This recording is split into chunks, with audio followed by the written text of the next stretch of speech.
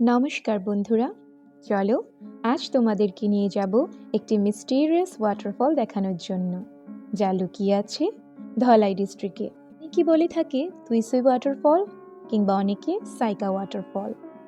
আমি যখন আমবাসা পোস্টেড ছিলাম তখন এই ওয়াটারফলের কথা জানতে পারি।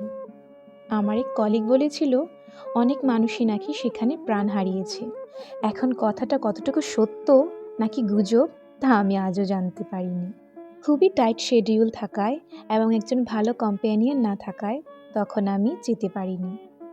যেহেতু আমি আর আমার বর আমরা দুজনই ভ্রমণ পিপাসী, তাই একদিন সুযোগ করে আমরা চলে যাই সাইকা ওয়াটারফল দেখার জন্যে। সকাল সকাল ট্রেনে করে আমরা চলে যাই আমবাসা স্টেশনে।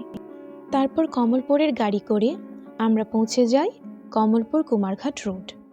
তারপর একটি ইলেকট্রিক অটো রিজার্ভ করে আমরা সোজা চলে যাই সাইকা ওয়াটারফলের দিকে।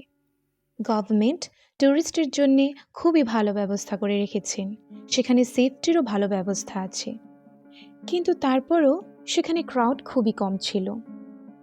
হয়তো এখনও মানুষ এতটা অ্যাওয়ার হয়নি এই ওয়াটারফলের সম্পর্কে। বর্ষাকালে ওয়াটারফলটি অসাধারণ লাগে দেখতে। আমাদের এই ছোট্ট পাহাড়ি ত্রিপুরায় এত সুন্দর ওয়াটারফল আমি দেখতে পাবো তা আমি কখনো ভাবিনি। যদি আপনি অরুণাচল প্রদেশ, সিকিম কিংবা শিলং ঘুরে থাকেন তাহলে হয়তো সেখানকার ওয়াটারফলের মতো ভাইব আপনি এখানে পাবেন না। কিন্তু আপনি যদি স্বল্প বাজেটে আপনার জীবনের একটি দিন সার্থক করতে চান তাহলে আমি বলবো একবার হয়তো সাইকা ঘুরে আসুন। লংতরাই পাহাড়ে সবুজে ঘেরা পাহাড়ের গা ঘেঁষে ঝর্ণার সে কল্লোল শব্দ আপনার অশান্ত মনকে শান্ত করে তুলবে।